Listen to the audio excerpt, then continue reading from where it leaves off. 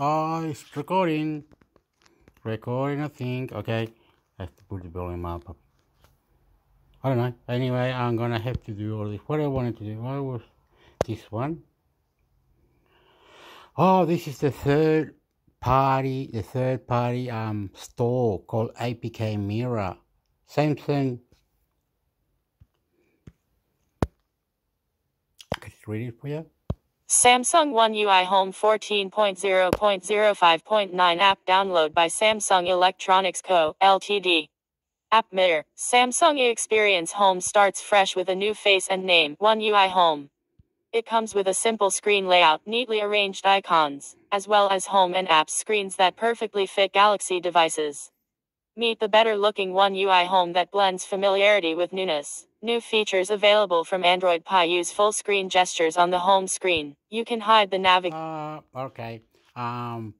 If you got like mine, a Samsung S9 Plus that has stopped the update on April or March, whatever, last year, and the update are not there anymore. So you're not gonna get Android 13 or 12 or anything. No more. I'm stuck on Android 11 or 10 or whatever it is. No more update. But you can. I can see up in front of me. I see software update. Download and install auto update. Okay, you can. There's a flash tool thing on Play Store, or you can Google it. Or if your phone should, you think, oh, why don't I have Android 13? Why don't I have this? Why don't I have? And you're so impatient that your phone doesn't have it. You can. You understand? You can have whatever you want, right? But it might be not a good idea. Just leave your phone how it is. You might think, I can still put 10 movies in here. I can do heaps of things. I don't need to be updated. Why? Updating is just going to get me extra software. The phone's going to go faster. What do I need that for? Now, then you think, oh yeah, I might need that because if I'm downloading updating, they will help me. Doesn't matter. Don't worry about it. If you got plenty of time to download free movies, free this, free that, whatever, don't worry about it. You might stuff your phone up, but in the long run, maybe a good thing, maybe not. Okay, you have to know how to do it, where to do it. Like me, I don't know how to do it. So my phone, Samsung S9 Plus, now my phone doesn't get any more update. It does not get any more update. I'm stuck on Android 10. Android 10, that's it. I'm stuck on it, and I did it, okay? I'm just trying to prove to you that some phones I can't update, some don't anymore, okay? Yeah, and the only way for you to say what I'm going to say now is very, very sad. It's like me. You do it like me. Just do it like me. Just trust me. Just do it like me. I'm doing it myself. I'm going to do it. I'm going to do it. I'm getting a new phone, right? I'm buying a new phone. But I haven't got the money, and I'm crying. Oh, yucky. Oh. Yes, if you're one of them too, that you think like me, well, you better start saving. I'm saving. I've got $800 now. The one I want, it costs, I'm waiting for the Samsung S23, whatever it is.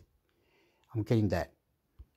Okay, I'm getting it. Okay, let's just keep doing this. Okay, don't worry what I'm saying. Don't really worry. I'm not up to this today. I'm not really up to it, man. I'm not really. But there is the new updates. Anyway, there's a new update. Okay. Samsung is not the only one doing this the best. OnePlus is doing it a little bit extra, right? OnePlus phones are doing a bit extra, okay? Anyway, wherever I was that I did it, or wherever I did it in my channel, I mean intermix, hector. I'm really confused. I can't really. I got a computer, right? When I got it at home, I opened the tower. I open the tower of my PC. You will not believe what happened. It doesn't have a driver to play my DVDs. I can't watch my Chilean DVD that my auntie gave me. Can't watch the soccer from Chile that my auntie gave me. I can't do any of that. Now I have to return this computer, and it's like far away where the shop is, and I thought I was doing something good. I rang the guy, and he got upset with me. He said, "You never told me." He went, no. I have to pay him, and I have to pay him like a labor. I'm doing it like a labor. He's gonna keep the computer there until I pay him whatever it was, 300, 200 for a driver to go in there. My God. Anyway, let's do this. I'm really tired. I'm really tired, man. I'm off. I'm trying to tell you that you can if you got a shitty phone, you can update it, put the new update, and will go in your phone. It depends if the phone can handle it, can have it, will it stuff up in 6 weeks later, blah, blah, blah. Anyway. Anyway, here we go. Buttons at the bottom of the home screen, and quickly switch between apps using gestures. Now, enjoy an even bigger home screen. Lock the home screen layout after rearranging app icons. This can prevent pages from being added and app icons from being repositioned or removed by accident. To lock the home screen layout, go to Home Screen Settings, then turn on Lock Home Screen Layout. Touch and hold an app icon or widget. You can quickly access the app info or widget settings screen without going through multiple menus. The features described above require an update to Android 9.0 Pie or a later version. Available features may differ depending on the device or OS version. If you have any questions or experience any issues while using One UI Home, contact us through the Samsung Members app. App permissions. The following permissions are required for the app service. For optional permissions, the default functionality of the service is turned on, but not allowed. Required permissions. Non-optional permissions. Storage, used to restore the home screen layout data. Contacts, used to restore the contact widget information. If your system software version is lower than Android 6.0, please update the software to configure app permissions. Previously allowed permissions can be reset on Apps menu in device settings after software update.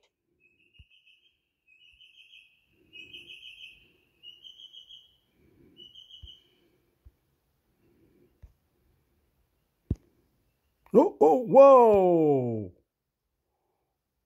So it doesn't get. What happened? इधर ही. What did you do? What happened? What you gonna go in there? What is it? What happened? What did you do? I'm lost. Don't worry, Hector. It's alright, mate. Samsung Electronics Co. Ltd. AppKS App Mirror. Have an app file for an alpha, beta, or staged rollout update? Just drop it below, fill in any details you know, and we'll do the rest. On Android, you can use SEML Manager, which has built-in support for uploading to App Mirror. Note every app file is manually reviewed by the App Mirror team before being posted to the site. Error. Success. Your files have been uploaded. Please check if there were any errors. Your name shown publicly, your email stored but not shown publicly. What's new may be shown publicly. Okay, anyway. I'm not sure how this works, but this APK mirror can do something and it can put the thing in without rooting your phone, whatever you call it. Anyway, be careful what you're doing. Anyway, maybe a good thing, you know what I mean? I don't know. You know what I mean?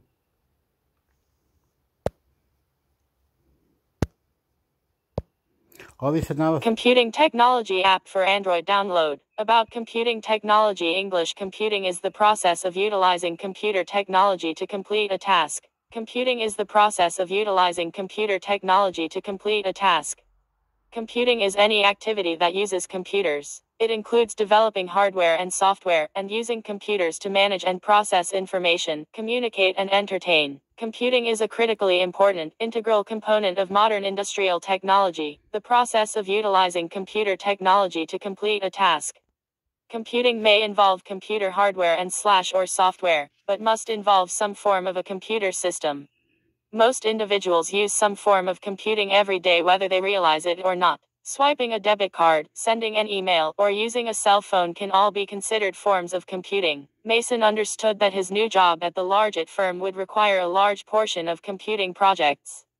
Additional app information. Latest version 1.0 requires Android 4.0.3 and up.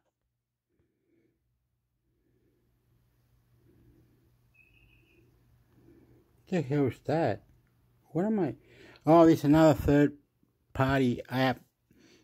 A third store party app or third store for APK Pure. Everyone knows that. And it's got an app. It's got the app called Android additional app information. Wait up.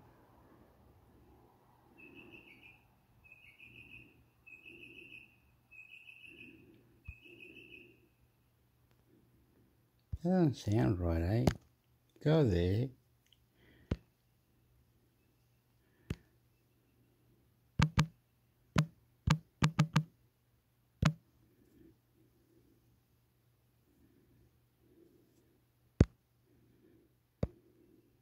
UI News search result. All apps articles newest popular 8 search results for articles 30 search results for apps, news app material UI template, dream space libraries and demo download, iNews UI kit WS design social download. No, don't need all that stupid thing.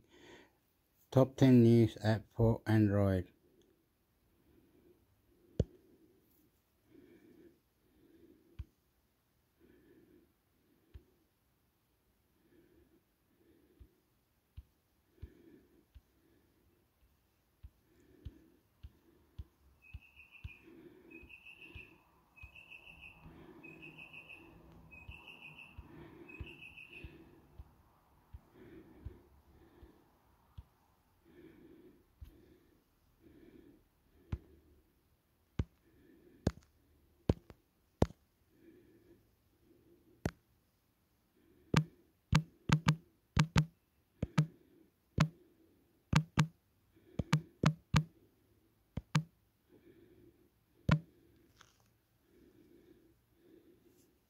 They're all the news. Look, you can have all this news.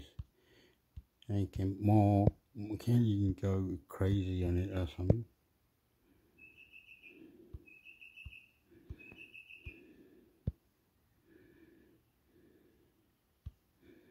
You can have all-in-one tech news.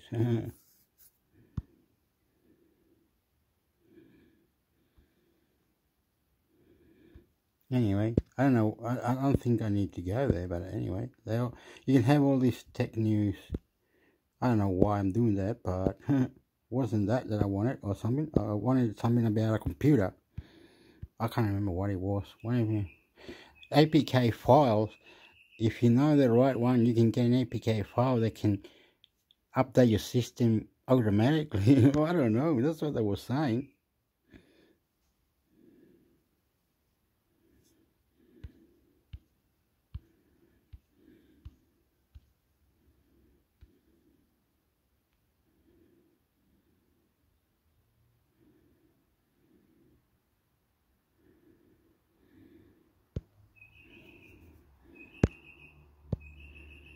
The top 3 file compression and extraction softwares. Everyone should keep a file compression and extraction tool installed. It's one of TOS essential PC tools. Windows includes basic functionality to zip and unzip files, but it's extremely limited. Here are 3 of our favorite tools for dealing with compressed files. Oh, yeah. Don't worry about that. I'm not fast anyway.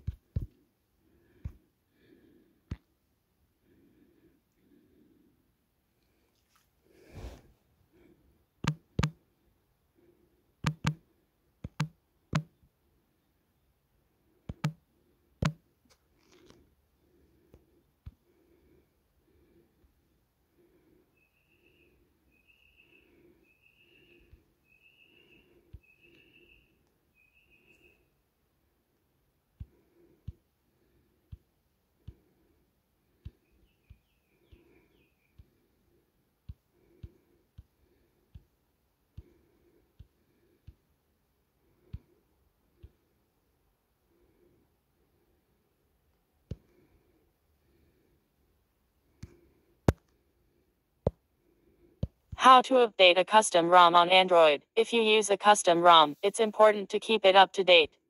With each new update, you'll get features and bug fixes that contribute to enhancing your overall smartphone experience. Updates can be for performance, optimization, or may include the latest Android version that you don't want to skip.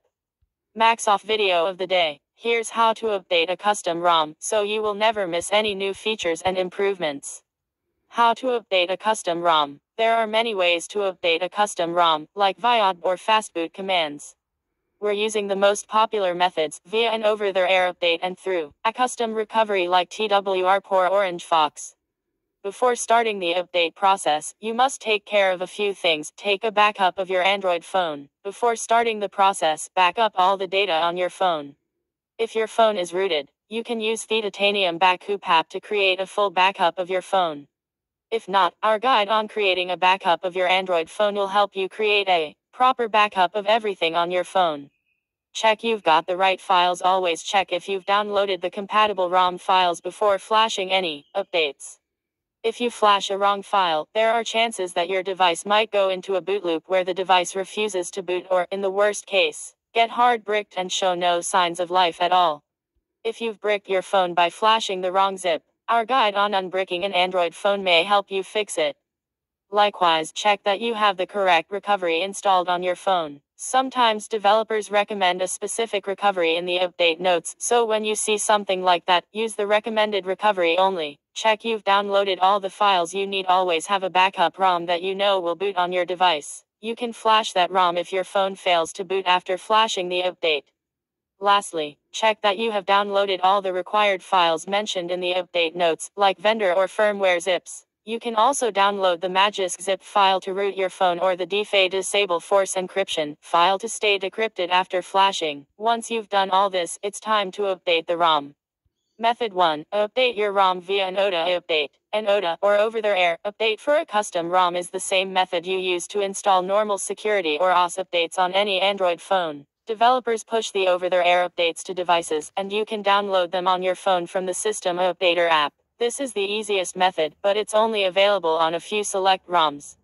Here's how to do it. Navigate to your phone's settings, scroll down, tap on System, and then System Updates or Updater. Tap on the Check for Updates or Refresh option if the new update is not showing on your device. Once you see the update, start the installation by tapping the Install button. Once you tap the button, your phone will boot to the recovery, flash the update, and boot the updated ROM. The installing options vary with the updater.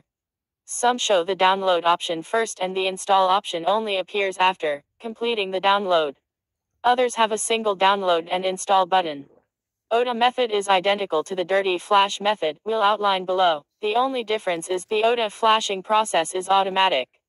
You don't need to erase any system partition or choose files and flash them manually as you do in the other methods. Use this method only when you're upgrading to the next version. Using it for other versions may give your device a boot loop. Method 2. Update your ROM using the dirty flash method. A dirty flash refers to updating a ROM by installing it without wiping any system partitions first. It is essentially a manual version of the OTA method. In this method, you flash the update files manually from the recovery without wiping anything. Most users prefer this method for updating custom ROMs as they can also flash Magisk modules, custom kernels, or some audio mods along with the update. It also means you don't have to set up your device again after you've done it as your data remains intact. Here's how to dirty flash an update. We're using the Orange Fox recovery as it's recommended for the ROM we're using. If you're on any other recovery, don't worry, the process is the same. All you need to do is navigate to the mentioned sections and perform the actions. Reboot your phone to the recovery. Head to the File section and select the update file. If you want to flash another file with the update, tap it to QE and choose the file. Repeat this process if you need to flash multiple zips. After adding files to the list, select Reboot after installation is complete, then swipe the slider at the bottom to start the process. After flashing all the files, your phone will automatically boot up if you've selected the Reboot after installation option. If not, tap Reboot to system to restart your phone. After booting, you may get a notification saying your device is successfully updated. Like the OTA method, only use this method to update to a new version of the ROM you're currently using. Don't use it to flash a different ROM. Method 3. Update your ROM using the clean flash method. A clean flash refers to updating a ROM after wiping system partitions like the vendor, data, internal storage, and others. It's identical to a factory reset, as it wipes all the data and saved settings from your phone, and after booting, you need to set up the device from scratch. It isn't as convenient but should go through without any problems. Here's how to do a clean flash. Boot your device to recovery and go to the wipe section. Now, wipe the following items. Dalvik/R cache system vendor data. You can also wipe the internal storage if you want. You should leave it if you don't have a backup of your phone's data or if you're planning to store the ROM files on your phone. If you're wiping the internal storage, transfer the ROM files to your PC or on a USB stick. If you haven't erased the internal storage, flash the ROM files from it, but if you've wiped it, connect your phone to the PC with a USB cable, and the PC will be able to access the phone's storage. Transfer the ROM files to your phone to flash it. If the files are on a USB drive, connect the USB to your phone via out connector. Select a storage from the file section, choose the files and start flashing. Select the ROM from the file section and swipe the slider to begin flashing. Don't interrupt your phone until it is done. When it has finished, boot the ROM by tapping on or boot to system. As it's the first boot after a clean flash, your phone may take more time than usual to boot up. After booting, you'll need to set up everything as you do with a new phone, like signing in to your Google account, downloading apps, restoring your backups, and tweaking the phone's settings. Update your custom ROM regularly. Keep your ROM updated to get the most out of your Android phone. The flashing process is easy, and the custom ROM community is vast. If you're facing any issues, post your query in the Telegram group or on the XDA forum for your device to get assistance from users around the globe. And if you're still learning about ROMs, check our jargon-busting guide to familiarize yourself with some of the terms you'll encounter along the way.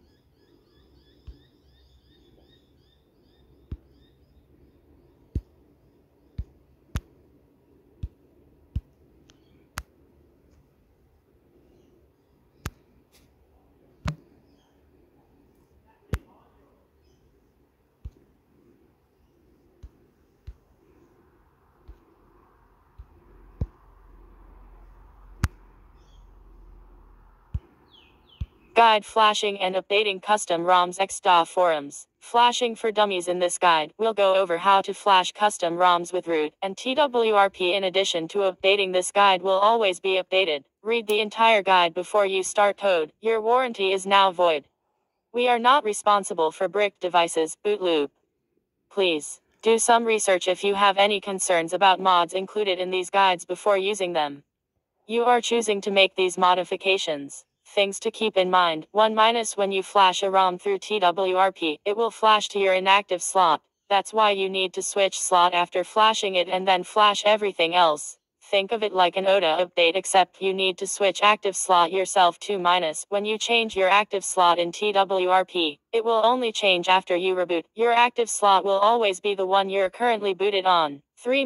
The order of flashing anything that modifies boot is 1. TWRP. 2. Custom kernel. 3. Novarity. 4. Magisk. If you're not sure, flash stock boot of your ROM and do it again. Flashing TWRP will break Magisk. Flashing a custom kernel will break Magisk. Flashing TWRP after flashing a custom kernel will most likely get you a boot loop before you begin. You need to unlock your bootloader first. https://forum.xdadevelopers.com/how/to/unlock bootloader and root Magisk. Easy. 3,856,800. It is no longer required to be on stock Oreo before flashing, but I currently still recommend you do so, as there might be some minor bugs on some custom ROMs. But otherwise everything will work just fine.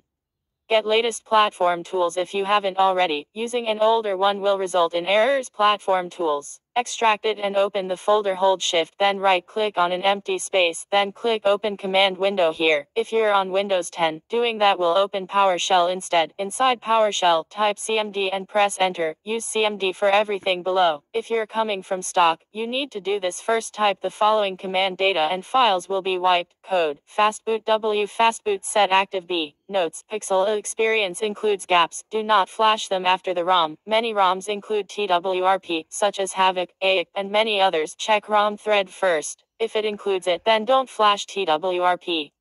Flashing custom ROMs and other stuff. Download latest TWRP imp and zip from twrp.me/xiaomi/xiaomimia2.html. Place it in the same folder you extracted. Platform tools. To note, if you are on stock, then use TWRP 3.2.3 imp, not 3.3. Note, if you're having issues with official TWRP, I've built an unofficial one with F2FS support which you can try here. Be careful if you switch to F2FS, it will only work with a recovery that supports it and a ROM that supports it, no stock.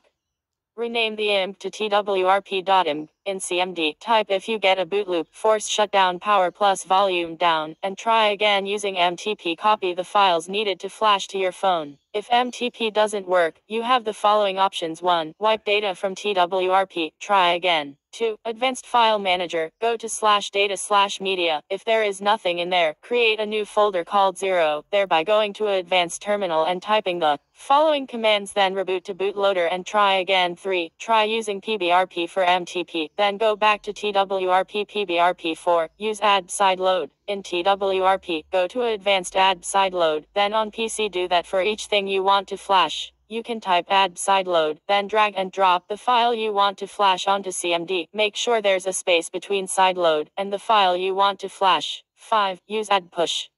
Follow method 2 to create the folder, then in CMD, type this command code, add push file.zip /data/media/0/. Do that for each file you need. After you got the files on your phone, it's time to flash. Remember that when flashing a ROM, it will flash to your inactive slot. In this guide I'll assume your active slot is B. Use fastboot set active bin fastboot. If you add like to follow along, first go to wipe advanced and select system and data, then wipe.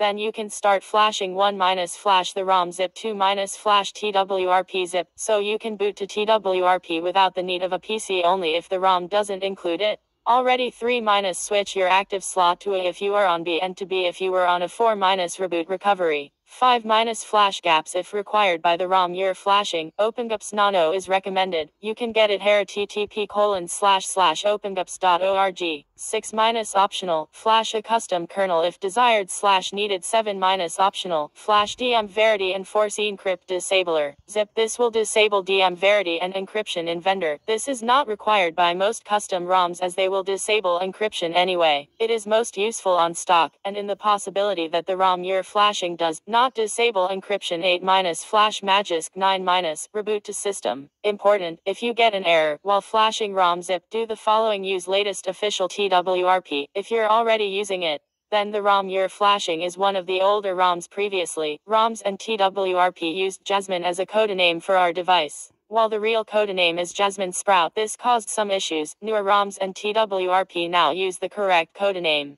but that means new TWRP cannot flash older ROMs, and so you will need some simple modifications to the ROM zip. 1 - open the zip using WinRAR on PC or Explore on phone. 2 - go to meta.inc/com/android/metadata and open it as text. 3 - on the last line, edit pre-device equals Jasmine to pre-device equals Jasmine Sprout. 4 - save it and try flashing again, switching between custom ROMs. Follow the same flashing instructions. You can boot directly to TWRP by holding power plus volume up, wipe data and system first, then flash ROM and the rest. Updating custom ROMs for official ROMs which support a /B OTA. It's very easy. 1 - once you get a notification that an update is available, download and install with the system updater, but don't reboot if the ROM includes TWRP. Then don't do any of the following steps, just reboot. 2 - go to Magisk, downloads, search for TWRP/B retention script and install it. 3 - on the main Magisk page, click install to inactive slot after OTA. 4 - once Magisk finishes, reboot, you will now be on the opposite slot with both Magisk and TWRP installed. For unofficial ROMs with no OTA or official ROMs that don't support /B OTA, you will need to use TWRP. Do not wipe anything. 1-boot to TWRP. 2-flash the ROM zip. 3-flash TWRP zip only if the ROM doesn't include TWRP. 4-switch your active slot to A if you are on B and to B if you are on A. 5-reboot recovery. 6-flash gaps if required by the ROM you're flashing. OpenGApps Nano is recommended. You can get it here http://opengaps.org. 7-optional. Flash a custom kernel if desired /needed. 8-optional. Flash DM Verity and Force Encrypt Disabler. Zip. This will disable DM Verity and encryption in vendor. This is not required by most custom ROMs as they will disable encryption anyway. It is most useful on stock, and in the possibility that the ROM you're flashing does not disable encryption. 9-flash Magisk. 10-reboot to system.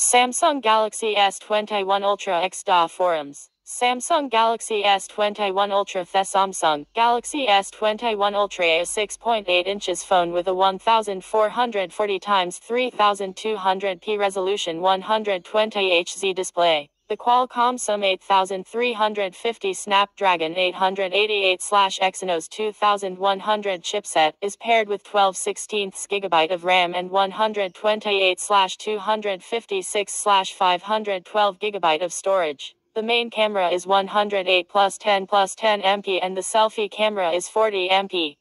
The battery has a 5000 mAh capacity.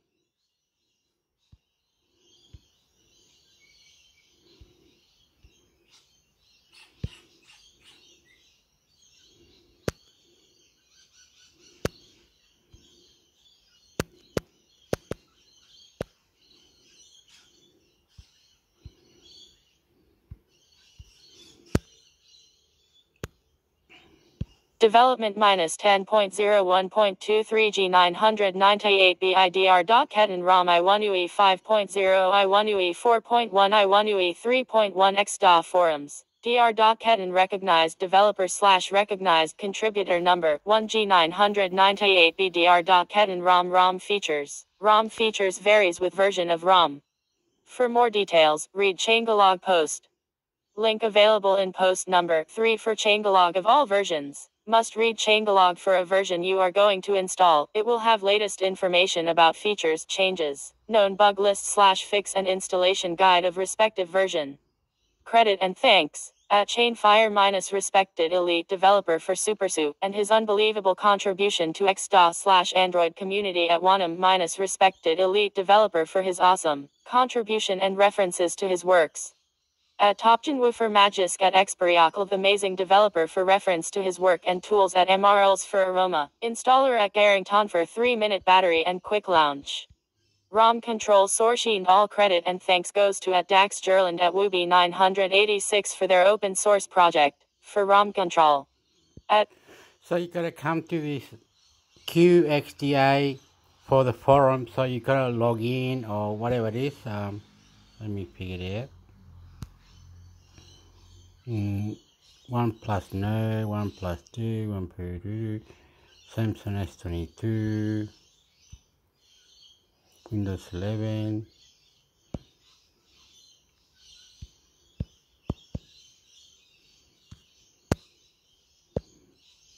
Like running WSAW with Magisk gaps Pico underbar 2204.400000.20.064 release nightly on my PC.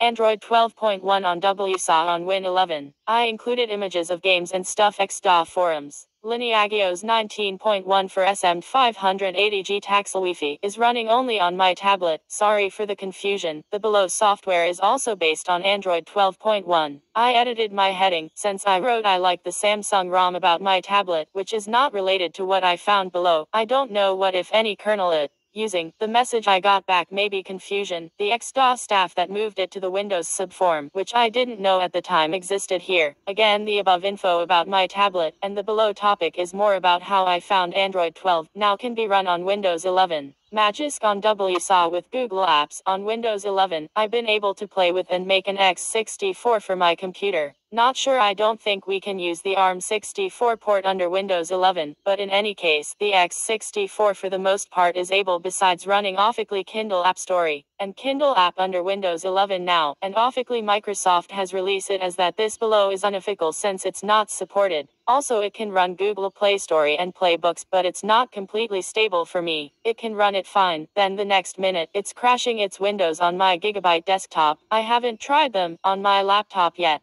It may be more stable on my NVIDIA laptop or my Intel-based laptop. Not sure since they do crash on my desktop at times. They run fine, but again it's really new. Microsoft just put Kindle Play Store with Windows subsystem for Android in Microsoft Store. The Kindle Play Store from Microsoft Store also crashes just like the unofficial version. I don't think it's out of beta software state yet, but wanted to share it here, if in any case, anyway, one who releases stuff like Lineagios for my tablet wants to take a look at this project below. I just forked it at my GitHub. The official links to their project are below too. I am just sharing it here, in hopes that the more people know about it the better the project will get. Also it's better than running an Android emulator on Windows 11, or at least it would be if it didn't crash on my Gigabyte desktop. With my NVIDIA RTX 2080 3D card, under Windows subsystem you can select which 3D card it runs on. I haven't tried playing much games on the project below, but I beat while it's running stable. The 3D games will play better. I have also tried BlueStacks on Windows before, but I do prefer the project's idea. Below more. Under my builds below I included the Keep Kindle App Store, but if anyone wants that can be removed too. Same for Magisk, you can build it without that too in it if you want. On the GitHub website, since Microsoft removed the ebooks feature, I think the idea of using either Play Books under Windows 11 or other ebook Android-based e-readers is a great idea, but at times I do miss the build of Edge that was able to open EPUB files. You can also set the Windows subsystem for Android when using the Play Books app on Windows 11 to use the text-to-speech from Android. You can play aloud the ebooks with Android's voices like in English US or English UK if you prefer. That's another nice thing that works with the below project. Website for its project below. Integrate Magisk Root and Google Apps OpenGapes into WSA Windows subsystem for Android /Magisk github.com. Integrate Magisk Root and Google Apps OpenGapes into WSA Windows subsystem for Android Maximalbooks /Magisk github.com. So when I log out of my github.com account, then the files are not downloadable. I don't know if it was that way before or if something at that site changed. In any case, you can fork the project on your own GitHub account and create the files if you don't have access to them. I was able to download the x64 build and use it just fine, but there may be sharing rules at GitHub that I am not aware of since I am a new user using it.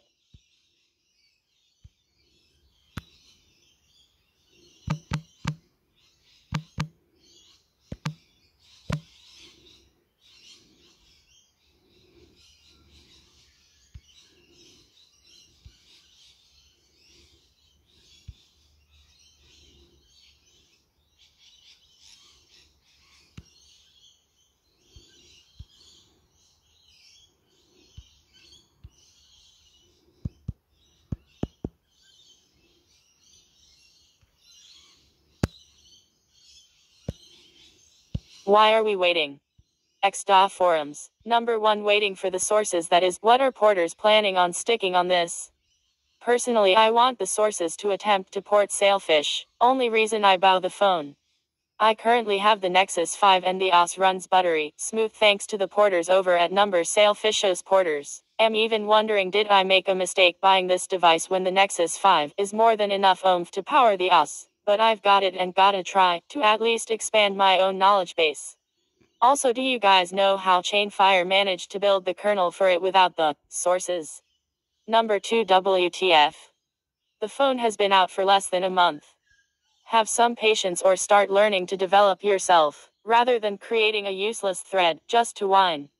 Number 3. I got my 5X last Tuesday, and forgot how little I like pure Android. I think the usual progression is Flash OSP, then Flash Cyanogen mod once the nightlies start to stabilize. I know I'm in the minority, but the Nexus phones usually have too much Google on them for my taste.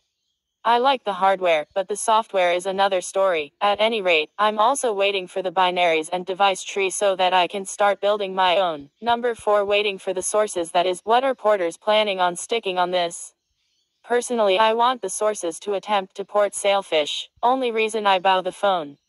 I currently have the Nexus 5 and the OS runs buttery smooth thanks to the porters over at number Sailfish's porters. Am even wondering, did I make a mistake buying this device when the Nexus 5 is more than enough oomph to power the OS? But I've got it and gotta try to at least expand my own knowledge base. Also, do you guys know how Chainfire managed to build the kernel for it without the sources? If you knew much about how Android works, you'd know that Chainfire didn't make a kernel. He took the boot image and modified some fstab, prop, and set policy stuff, repackaged it, and released it. He didn't build his own kernel. In any case, I'm curious about this. How long does it usually take Google to release their sources? Sent from my Nexus 5X using TapHayTalk number 5 WTF. The phone has been out for less than a month. Have some... Okay, I wonder what's the name of the phone next to. Let me get. Amigo, not amigo. What are you doing, hector? Here it is. Esto do.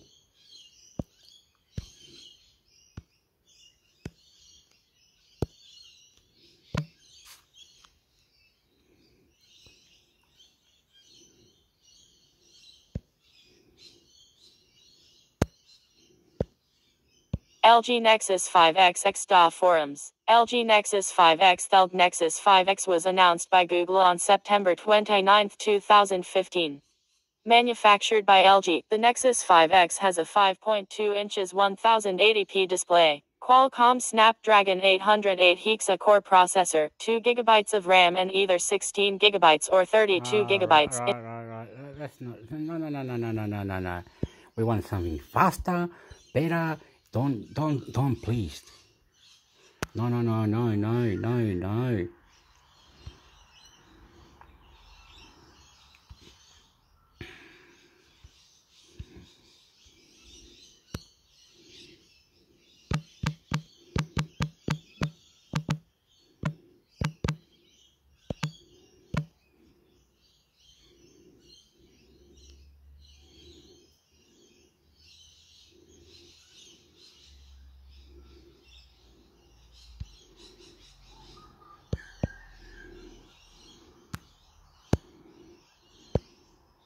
Closed ROM 12 Old Derpfest for 1 Eplis 5/T official 2022-8-27 XDA forums. Number 1. This is a small project based on OSP. We try to be a platform for beginners and support the custom ROM community with our own unique contributions as well. This ROM... Anyway, you have to come here because he keeps doing things like custom rhyme or whatever it is. And it's just not my liking anyway. 1 Eplis 11 XDA forums. 1 Eplis 11 launched in January 2023. The 1 Eplis 11 features a 6.7 inches LTPO AMOLED 120 Hz display with a 1440 x 3216 resolution. It's powered by a Qualcomm Snapdragon 8 Gen 2 and comes with either 256 12 GB, 256 16 GB or 512 16 GB of internal storage and RAM. It has a Hasselblad Tune 50/32/48 MP main camera setup and 16 MP selfie camera. The 1 Eplis 11 runs on a 5000 mAh battery with 100 watts wired charging, with a claimed 0 to 100% charge in 25 meters m.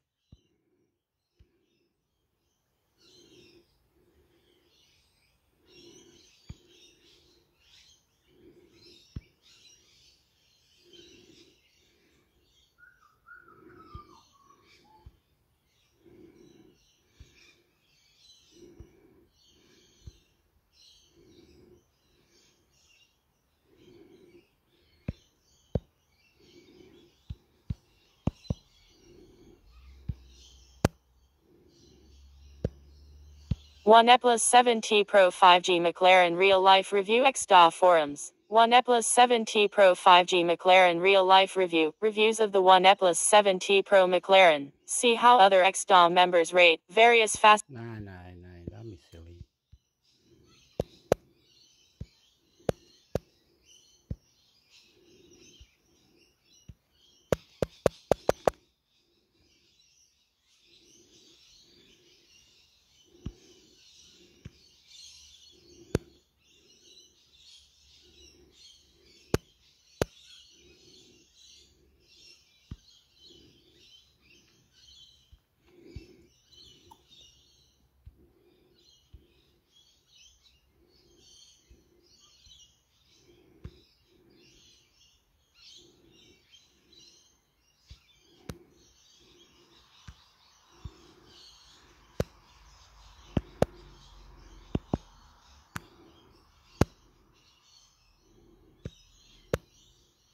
We're entering a horrible era. Bad names for laptop chips. The announcement of Ryzen 7000 Mobile and the GTX 40 series for laptops brings us into a new chip generation, but also at the end of an era where naming schemes and nomenclature for laptop processors were accurate, intuitive, and relatively simple to understand. We won't sugarcoat it. The names AMD, Nvidia, and Intel have come up with for their new chips are terrible. We find ourselves double-checking what a processor actually is because its name no longer says anything useful or informative. We thought we were seeing improvements after years of horrible naming conventions, but we're going backwards. So. Oh, you're going backwards, well, you have to come here to this forum thing and you will see improvement. How to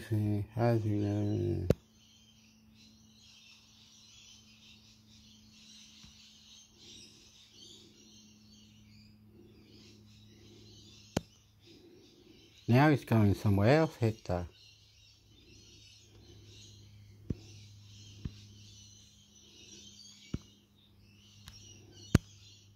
Oh, this is a Samsung website. Okay, what do you Samsung Unpacked. Reserve the next Galaxy smartphone and Galaxy Book. Samsung US. Are you ready for what's next? Reserve now and get up to $100 Samsung credit. Currency reserve now and get up to $100 Samsung credit. You can reserve it and you can buy it. What this is the Samsung hector. Amigo. How to reserve the Samsung Galaxy S23. How to reserve the Samsung Galaxy S23. The Samsung Galaxy Unpacked event is set for February 1st, and you can now reserve your device for extra incentives ahead of the event. We show you how. Samsung has officially announced its Galaxy Unpacked event that will be taking place on February 1st. The company is expected to announce its new Galaxy 23 series smartphones, which could end up being one of the best smartphones released in 2023. While this is all quite exciting, especially if you're a fan of Samsung hardware, you don't need to wait until the day of the event to start the reservation process for your next smartphone.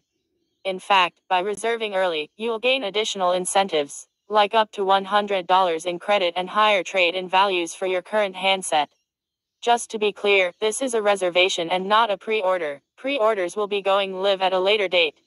So if you want to get in line for a new Samsung Galaxy S23 device before pre-orders open up, follow along as we guide you through a successful reservation. Samsung Galaxy S23 series. Submit your reservation for the upcoming Samsung Galaxy smartphone and receive a credit worth up to $100. Thankfully, Samsung makes it easy to reserve your next device, providing a direct link to the reservation page, which you can also find in the link above. Once you click on the link, you will be greeted by a page similar to the one below.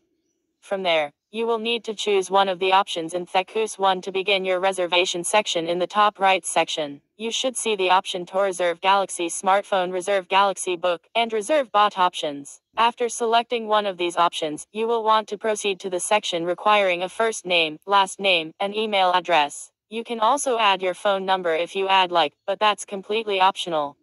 Once you have entered the necessary criteria, you should see the Reserve Now button go blue, which means you're ready to press it to confirm your reservation. Just to be safe, you'll want to double check your email to make sure you received a confirmation from Samsung about the reservation. If you don't see it after 10 minutes, check back the next day. As a word of warning and from personal experience, be sure to get a confirmation email, or you will not be eligible for the extra incentives. So, if you're ready to make a reservation, be sure to click the link below to start the process and check back on February 1st for coverage of the Galaxy Unpacked event. Samsung Galaxy S23 series. Submit your reservation for the upcoming Samsung Galaxy smartphone and receive a credit worth up to $100.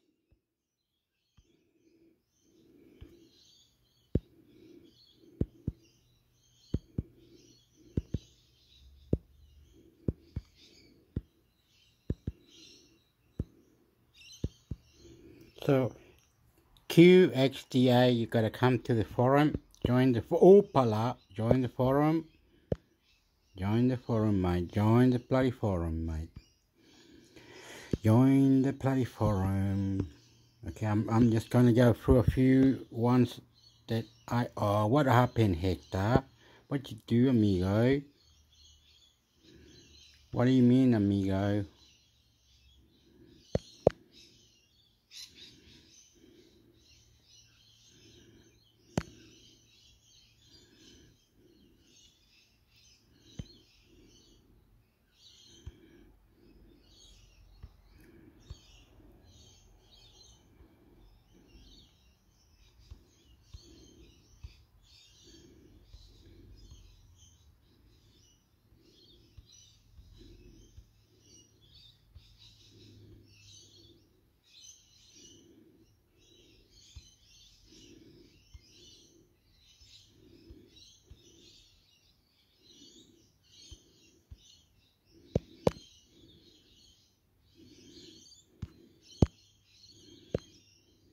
How to get Pokeballs in Pokemon Go game.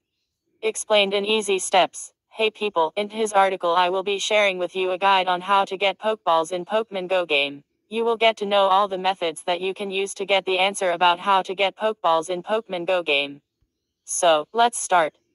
Basic details. A Pokeball is an item that plays an important part in catching and putting Pokemon by their trainers in the Pokemon Go game. I don't really want to know. Sorry, but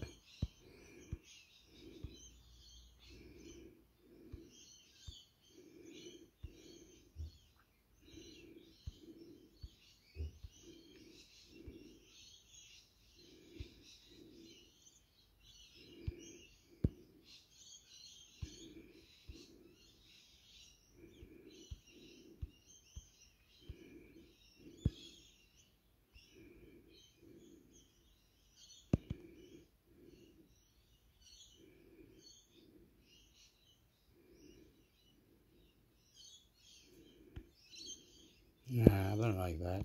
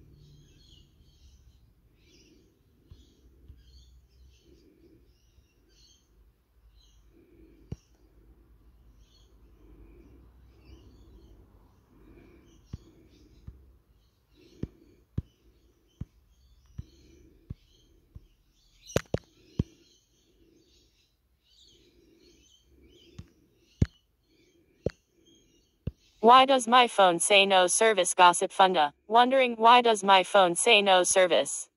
It signifies that your device is unable to connect with the expert's network, resulting in your device's web not operating. You can't check for fresh updates or take that crucial decision because you're unable to do so. Fortunately, resolving the no service error on your device is straightforward. In addition, there's a strong possibility your administration won't be ended anytime soon. When your device is not working and claims that you won't be able to use it for crucial tasks like messaging, calling, or accessing portable data, then there is a solution to this in this article. Interfacing with a Wi-Fi network is the best approach to getting online. Until this issue is resolved, you won't be able to use the internet. Messages and telephone conversations are both handled in the same manner. The problem will manifest itself in locations where networks are not included or where network inclusion is inadequate. A notification stating searching for service may also appear. A harmed SIM card, a missing SIM card, or a product defect are all possible causes for the no service error. The issue could also arise as a result of an update. Make sure you're at a place with network access before you start handling the problem by assessing the solutions we've listed below. Also, is your record still active or not? Why does my phone say no service? The why does my phone say no service flaw is common in Android phones and tablets from every manufacturer and carrier. If your phone displays a no service message, you might be wondering how to find out what the problem is. However, restarting the phone or turning airplane mode on and off again is probably the most straightforward way to resolve this issue. There are numerous reasons why telephones display no service notifications. This article will help you to get out the proper solution to the no service issue and will also tell you about the causes of it.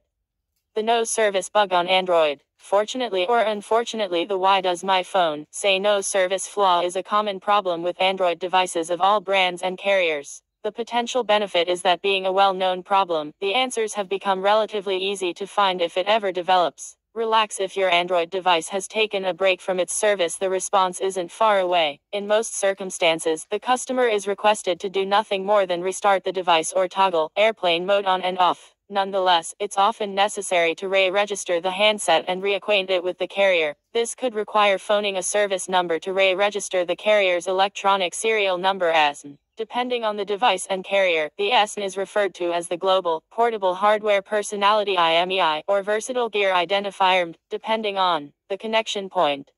In this article, there are a variety of reasons why no service is shown on Android phones. There are several explanations for this, including the fact that the SIM card isn't properly embedded or isn't operating. Some other prospect is that the framework of your phone has failed.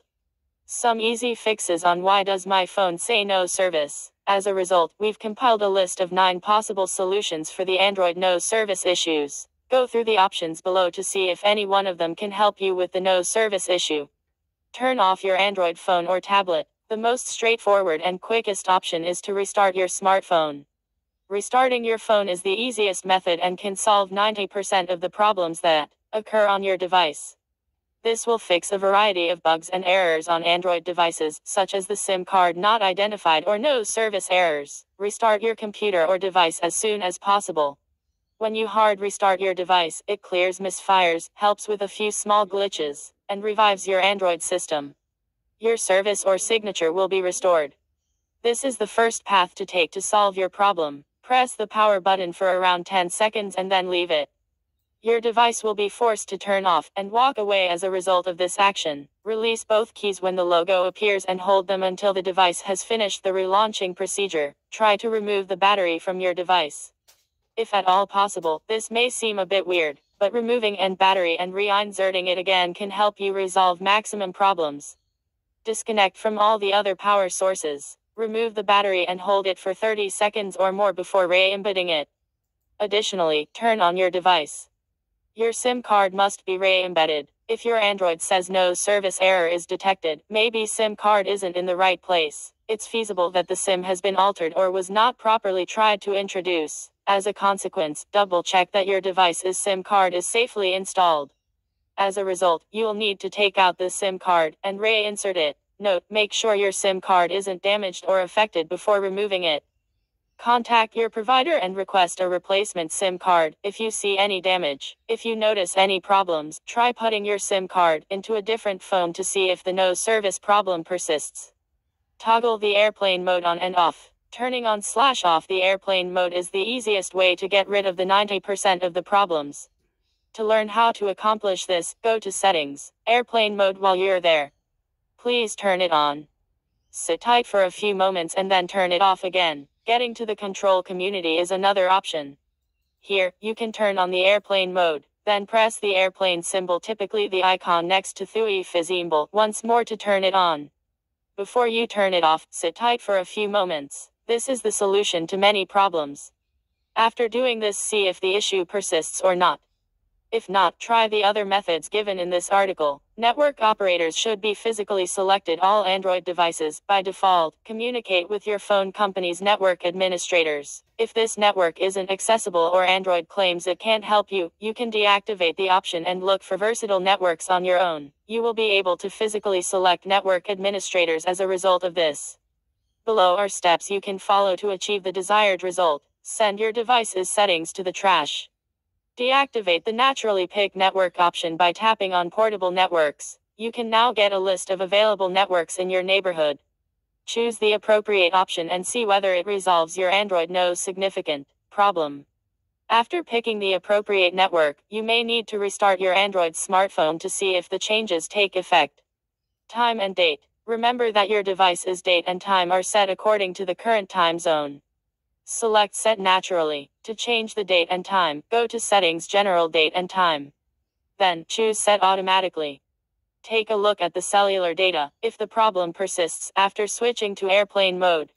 Make sure your cell phone's information is turned on. Select Settings Cellular Data from the drop-down menu. If it's not too much trouble, switch on and activate your device's information meandering if you're traveling internationally. Go to Cellular Settings Options for cellular data roaming of data. Perform a ping test. One reason an Android device may display no service or no transmission is if the device is connected to a faulty cell radio transmission. This remedy isn't quite as straightforward as going through menus or pressing certain buttons, but it's also not particularly difficult. You should simply follow the steps that are laid out in front of you. Turn on your phone's dialer. Dial number 4636 number and press number 4636 number to enter service mode. Look into the drop-down menu and tap on the device information. Choose Run Ping Test from the drop-down menu. When the test is over, take a close look at the radio information in the lower half of the screen and, assuming the radio is turned off, enable it. After you've completed this, restart your device. Check for invalid IMEI. Each telephone in this world has an IMEI number, a remarkable number that distinguishes the gadget. Periodically, because of any explanation, the IMEI number gets ruined, and subsequently, it becomes monotonous to perceive your gadget. It might cause a no service issue on your Android gadget. If it is the situation with your gadget, you can look at it by dialing number 06 number from the dialer application. If the outcome shows a legitimate IMEI number, utilize different techniques referenced in this article. If IMEI shows an invalid or invalid outcome, you want to fix it on your telephone. Factory defaults should be restored. Some issues are more difficult to handle than others, and how to fix no sign or service Android sometimes needs a more forceful approach. Consider changing your phone's settings to factory resetting mode. Reset your telephone to production line settings. If the preceding steps have failed to resolve the Android says no help issue, the user might choose to completely reset their device to resolve the problem. If your Android isn't responding or your SIM card isn't being recognized, consider conducting a thorough investigation. Please remember that if all the other options have failed, then this is the last option left with you. Because this interaction will delete all applications and data from your Android, you must back up your device. To reset, below are the given steps. By using the recovery mode, turn off your Android device. Press the volume up, volume down and power button together to open the recovery mode. Feature wipe information / processing factory reset by using the volume buttons to look at the menu. Press the power button. To confirm further, click yes. Press the power button to reboot your device. Physically by settings, first and foremost, go to Settings, scroll down, and select the option for Records and Sync.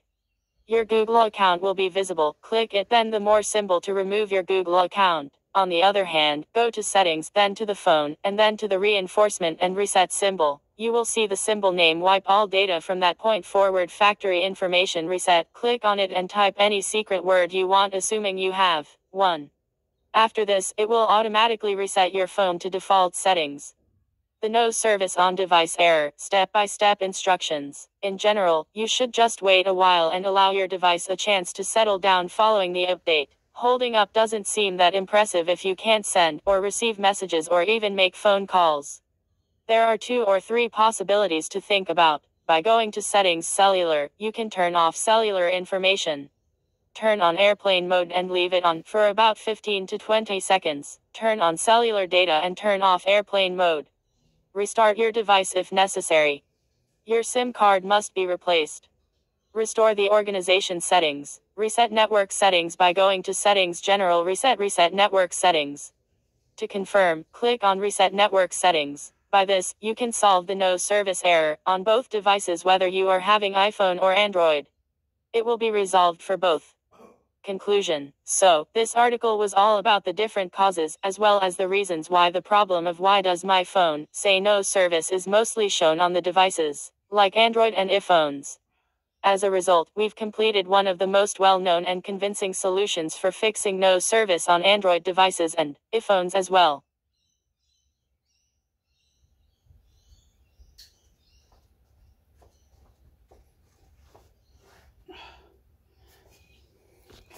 Oops, sorry.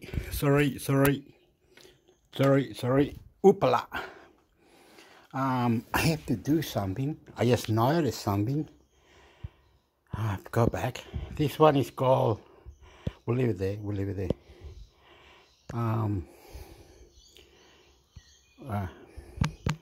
How to install Android apps on Windows 11 and tips, tricks.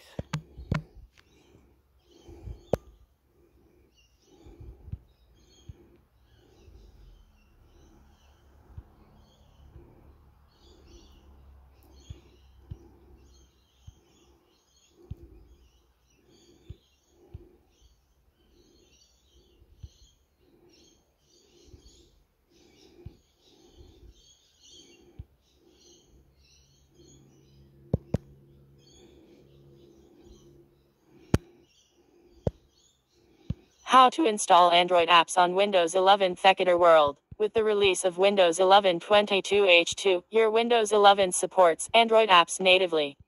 Here is how you can install Android apps on Windows 11. If you are using the older version of the Windows operating system, you can check our guide to upgrade to Windows 11 for free. To use this feature, you need to have a Windows subsystem for Android on your device. It is a virtual machine that allows you to run an Android app natively on Windows 11. For that, your Windows 11 PC must have hardware virtualization enabled. You can check if your PC has virtualization enabled by going to the Performance tab in the Task Manager. System requirements to run Android app. Your system must have virtualization enabled. If hardware virtualization isn't enabled, you can check our guide to enable virtualization on Windows 11. Also, your device has to meet minimum system requirements to run the Android app on Windows 11. Below are the requirements. OS, Windows 11 version 22000.0 or higher architecture, x64 ARM64 memory, at least 8 GB. Processor, Intel Core i3 8th generation, AMD Ryzen 3000, Qualcomm Snapdragon 8C, or above. Once you fulfill all the requirements to run the Android app on Windows 11, you can follow the below guide to install the Android app natively on Windows 11. How to install Android apps on Windows 11. To install the Android app on Windows, we will use Amazon App Store. It allows you to download and install the Android app on Windows 11. Here are the steps to install Amazon App Store and Windows subsystem for Android. Step 1. Search for the Microsoft Store on the search bar and open it. Or, on your Windows 11 PC, click the Microsoft Store icon on the taskbar. Step 2. It will open the Microsoft Store.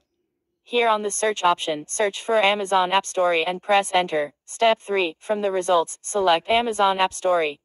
Now click on install and wait for the installation process to complete. Step 4. Once the installation process is complete, you will get Amazon App Store set up Windows.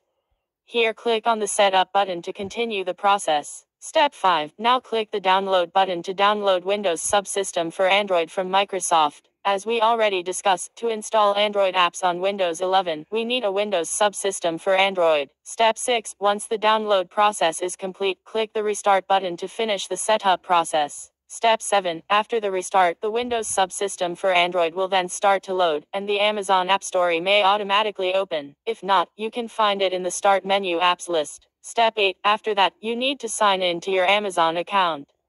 You can create an account if you don't have an Amazon account. Step 9. Once you're in, it works like any other app store you've used.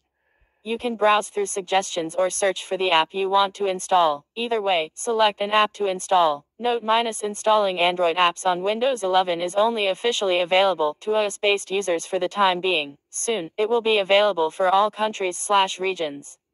But still, if you want to install Android apps, you can create a new US-based Amazon account. Conclusion: that's it. This is how you can install the Android app on Windows 11. You can also install Google Play Store to download and install the Android app on Windows. For that, you can check our guide on how to install Google Play Store on Windows 11. I hope this article was helpful to you. If you liked the article, share it with your Windows op. Wait a minute. Had he say, okay, that's Amazon Store, and then he said that how to install Google Play Store there, that one, and then we'll find out. How to enable Google Play Store on Chromebook. Hector World. One of the most outstanding features ever to arrive at the forefront of Chrome OS is the integration of Android applications. The latest release of Chrome OS has received support for Android and Linux. If you want to install the Android app on Chromebook, you have to install Google Play Store on your Chromebook. On the latest version of Chrome OS, Google Play Store comes pre-installed, but if you are using the older version of Chrome OS, you have to enable it. Here is the guide on how to enable Google Play Store on Chromebook. You can also check our detailed guide on how to install Linux on your Chrome. Oh, that's Chromebook. Okay, Play Store. How to enable? No, we don't want to enable. No, Paul. How to install Google Play Store on Windows 11. Okay, you copy that. It's just doing you the heading. Okay, do that. Oh no, Paul, that's too much, my friend. Okay, that'll do. Now, how do you copy? Here, copy that. Sorry to do this, but I'm gonna have 100 windows open because I am so stupid. No, I'm not stupid. How to install Play Store on Windows 11. This bit here you go.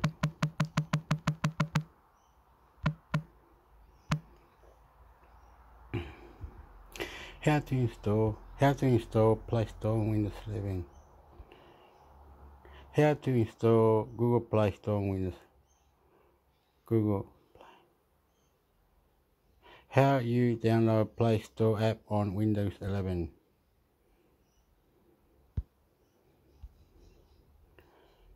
Oh, it's on this one, is it?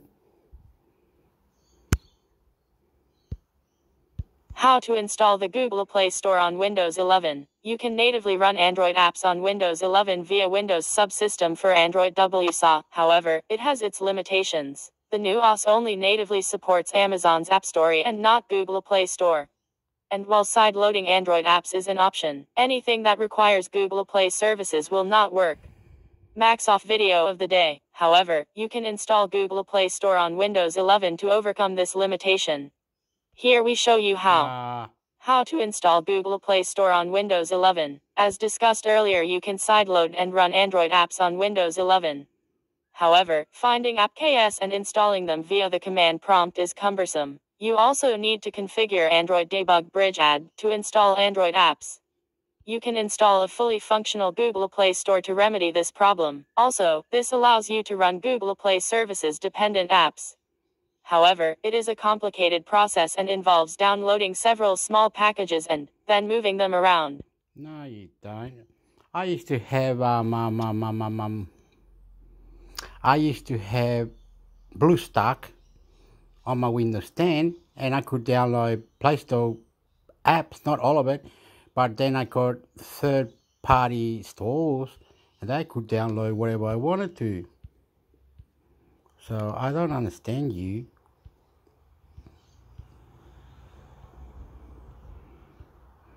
I don't understand you.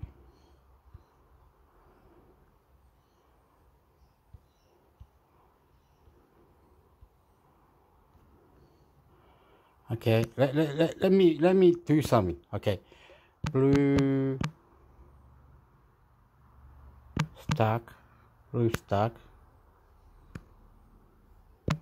on Windows 11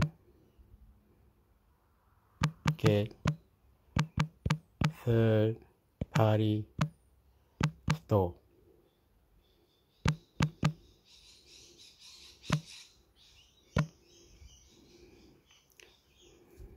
How to install BlueStack on Windows 11. Look, this was 200. Can you download third-party apps on Windows 11? How to install third-party APK on Windows 11.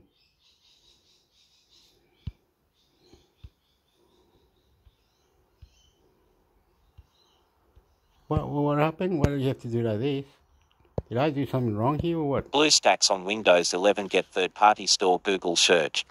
11th October 2021. The new Windows 11 can reportedly run Android apps natively by the OS and run them natively without requiring any third-party services. 11th October 2021. Let's take a look at how to install BlueStacks 5 on the new Windows 11, as well as how to download the new operating system through the 6 key moments in this video. Missing third-party. How to install BlueStacks on Windows 11. Install Play Tech Pista, uploaded by Knowledge Sharing Tech. 8 key moments in this video. Missing third-party. How to install Android apps on Windows with BlueStacks. Knowledge Sharing Tech, uploaded by Kevin Stratford. 8 key moments in this video. How to run Android apps natively on Windows 11. Kevin Stratford. 14th February 2020. To technically, you'll only need to have a PC running version Windows 11 22000.00 or higher, but the Amazon App Store app responsible for 16 September 2019. If you haven't installed any Android app from some third-party store to BlueStacks, I am here with how to do so. I will discuss the different. Open terminal and follow the below commands to install BlueStacks Linux. Infin. Oh, okay. I think.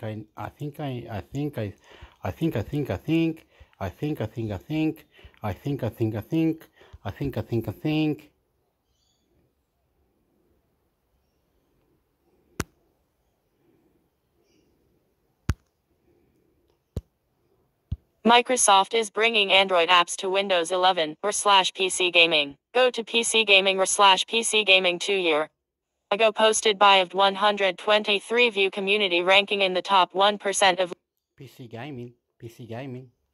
Continue with no. Waka bata waka. PC Gaming. What's this PC Gaming?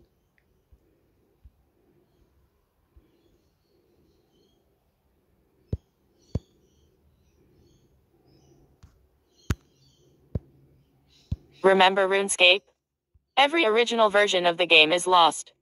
But if you have any old computers or hard drives you played it on, you probably have a missing version or /PC Gaming. Hi all, RuneScape is a free browser MMORPG that became quite popular during the 2000s. Unfortunately, the game's developers did not keep any. What's the okay?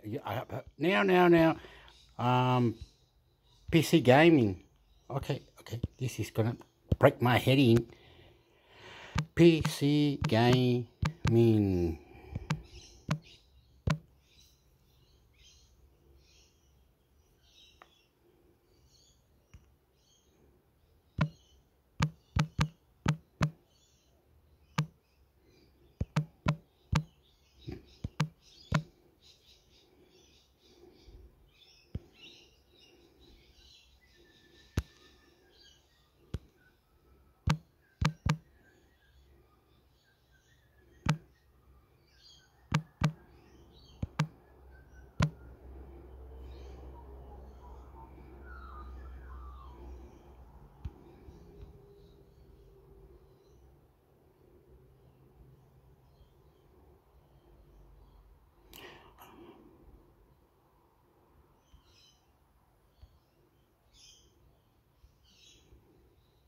So what's it?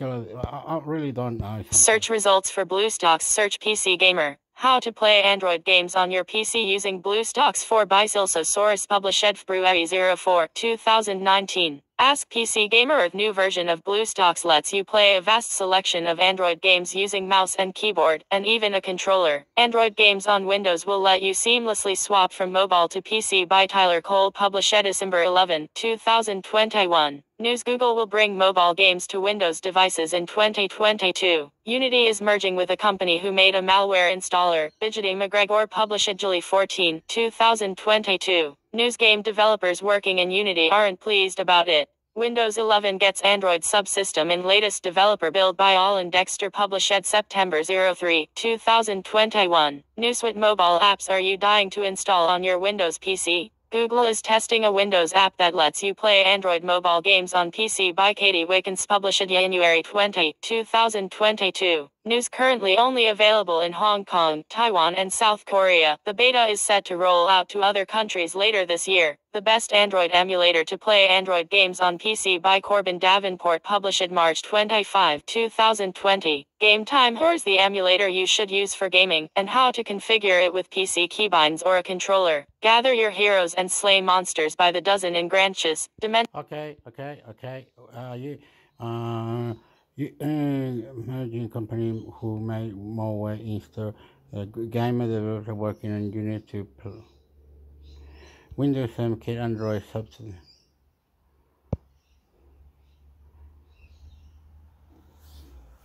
You want to know about it or something? What's this shit? Windows 11 gets Android subsystem in latest developer build, PC Gamer. Back when Microsoft did its big Windows 11 reveal, one of the surprising announcements was that it was bringing native Android support to its OS. Apps that act just like normal Windows apps can be attached to your start menu, moved around, and generally treated like they are native x86 entities. In order to make that work, Windows 11 will need an Android subsystem, which is something that has just rocked up on the latest Developer Insider preview. It doesn't do much at the moment, but this is what will enable developers to play around with Android apps in Windows. This is possible thanks to Intel Bridge technology, which does the hard work to allow those Android apps to run natively on x86 hardware. Don't worry, this isn't something that will only run on Intel's hardware either. It'll run just fine on your AMD PCs. The revamped Microsoft Store will be getting this support via a collaboration with the Amazon App Store. As we said at the time, it's interesting that Microsoft decided to work with Amazon for this and not Google directly. Amazon's App Store has a smaller selection of titles compared to Google's, although all the most common apps are present and correct, and it's in a much healthier place than it was a few years ago, something that will surely only get better with this deal. You don't have to wait until Windows 11 is launched to run Android apps on your machine, as you can already do so thanks to BlueStacks, which runs most apps and games without much problem. The latest version, BlueStacks 5, runs well on modern hardware, and even supports macros and various rendering systems to help make sure your games run. Windows 11 will be released on October 5th. So not long until we see how native Windows 11's Android implementation compares to the alternatives. What do? Just turn it off? I don't know what's it. Anyway, I had BlueStack and I wanted to watch a special channel that had TV, Android TV from Mexico, Spain, and all that.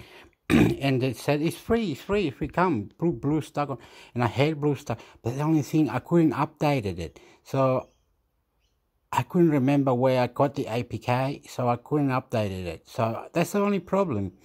After a little while, about 6 months later, the app needed to be updated, and I couldn't update. But I could get any app I wanted from the third-party store. But it did say danger, and also the BlueStack had all these ads, and I couldn't. And it was like BlueStack was freaking me out. Oh, use a BPM. You don't have to use BPM or anything. You can play the whole game and everything. But sometimes when you play the whole game and it'll freeze and do silly things, it's all right. It's all right. I'm not an expert, but BlueStack was one of the things that it did work for a while. Then it didn't. You know what I mean? It did. It didn't. It's hard to explain. It's for you. I don't know. You have to go there to find out, eh? Because it lags. It lags.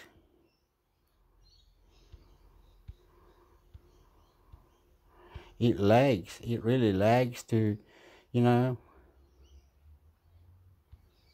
Really lags.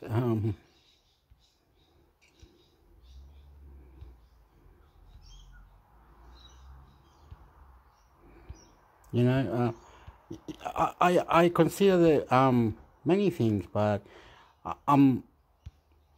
it's hard to explain, eh?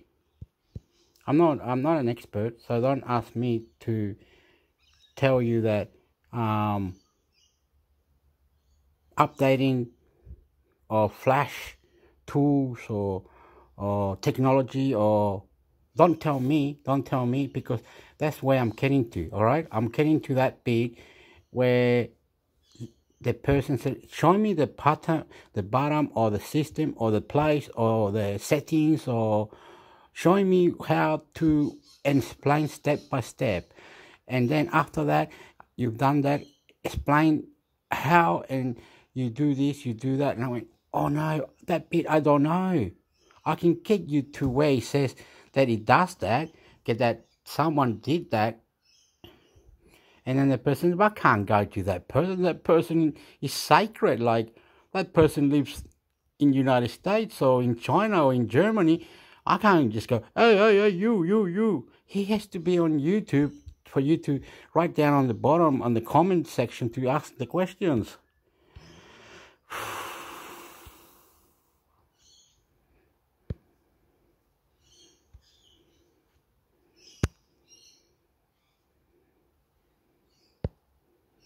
Nye RTX 4080 Accelerate Vertigo Review PC Gamer. Our verdict: the RTX 4080 is probably the best graphics card you shouldn't be spending your money on. But if you were, then Nye's Accelerate Vertigo is an MSRP version that delivers all the performance and efficiency of the Ada architecture without the extra fiscal demands of a needless factory overclocked card.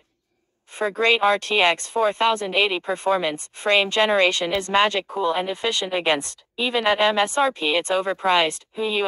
Why you can trust PC Gamer. Our expert reviewers spend hours testing and comparing products and services so you can choose the best for you. Find out more about how we test. Even by the portly standards, NVIDIA's RTX 4080 Founders Edition opens in new tab. The Nye RTX 4080 Accelerate is a damned unit. He's also a supremely powerful graphics card capable of regularly outpacing the best of both NVIDIA's last generation of GPUs, the RTX 3090 Ti, as well as AMD's latest RDNA 3 flagship chiplet card, the Radeon RX 7900 XTX. But seriously guys, $1,200. The current sky-high pricing of modern graphics cards has become endlessly fatiguing. No longer is it just the scalpers, scarcity, and crypto miners driving up pricing, it's being driven directly by the manufacturers themselves. I'm not laying the blame for that at Nye's door, however, it all stems from the MSRP NVIDIA has slapped on the RTX 4080 from the outset. Thankfully, this RTX 4080 Accelerate Vertigo opens a new tab card is at least sticking around at that original retail price and hasn't spiked. Though it is worth noting were there serious demand for the RTX 4080 and every card was being sold the moment it hit the shelves, then you can bet retailers would be slapping higher sticker prices on them.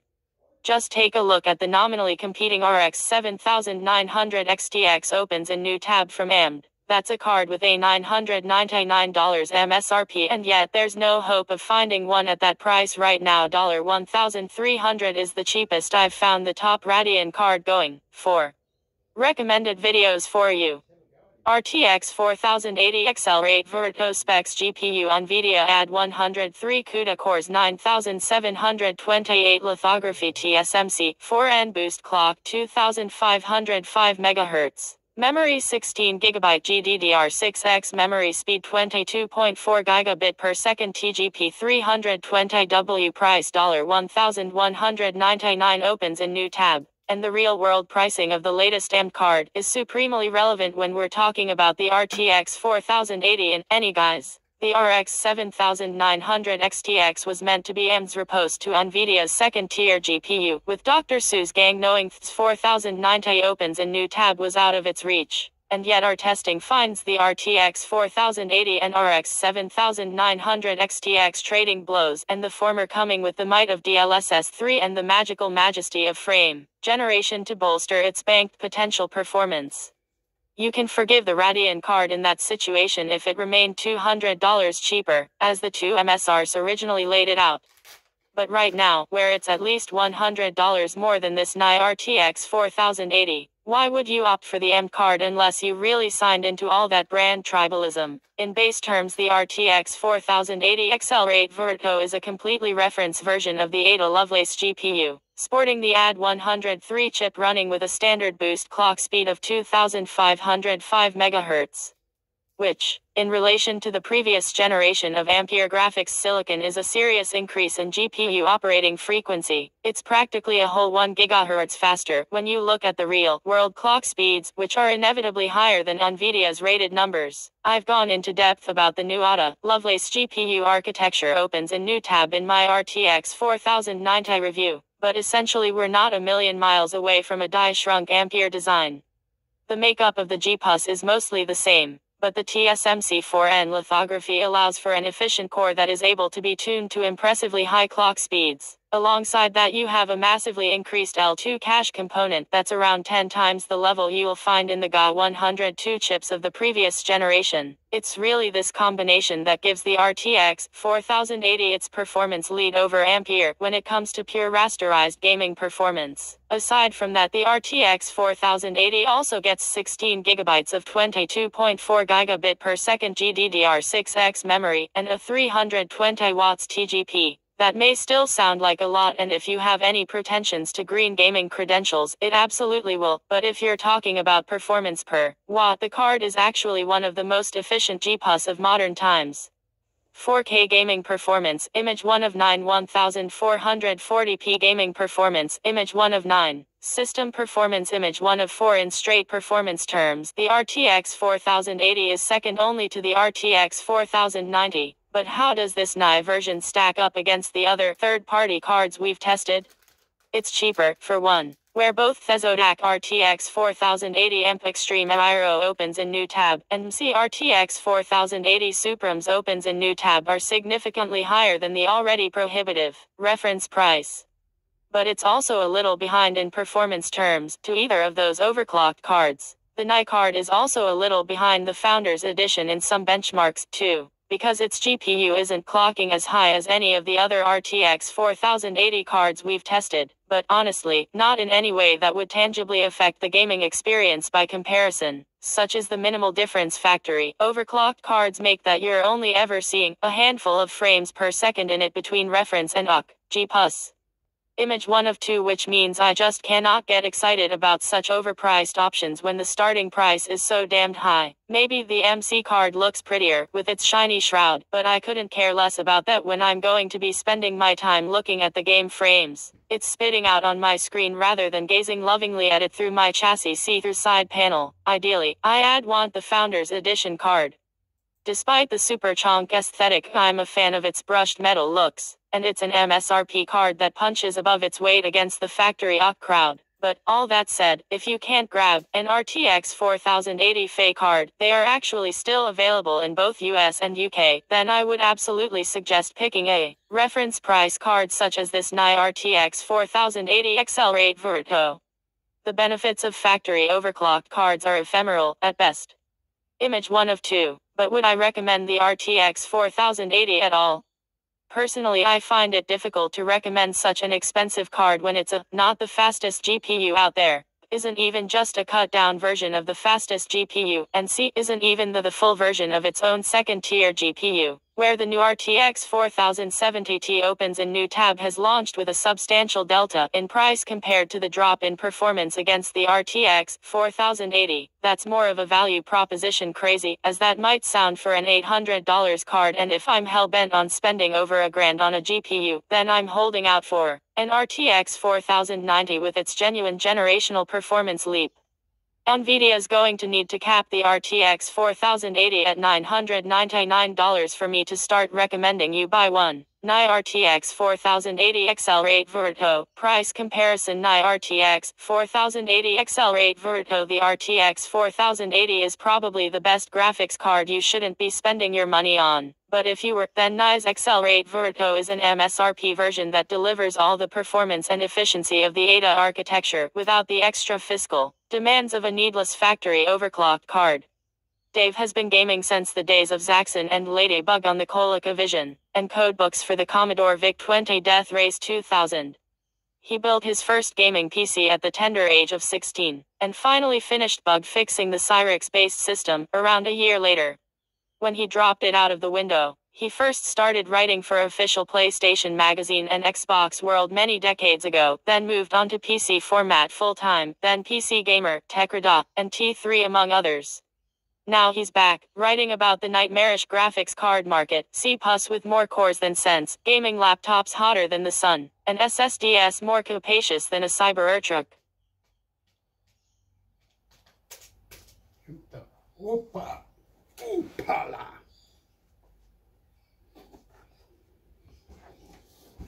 Oopala! Oopala! Got all these boxes, put them dula, pola dula, ah la la la la, pola lula, que palula.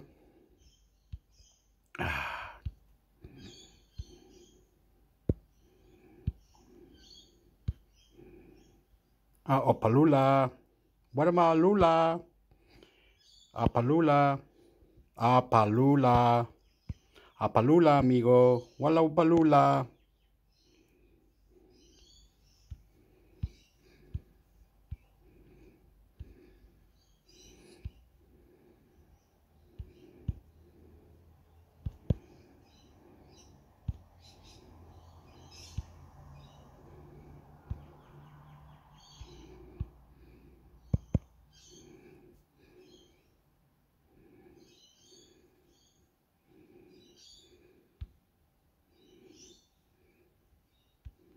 What language is that? I don't know in English, Hector.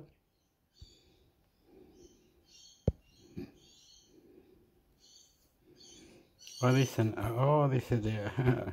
Look, you can download AI news. AI news, Hector. Okay, we have to do one more.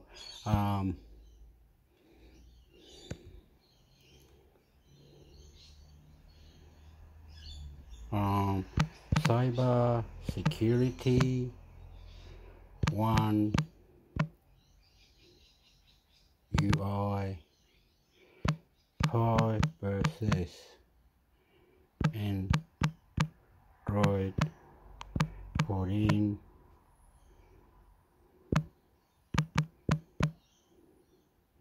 Android news or something. Oh, there was something that I need to do.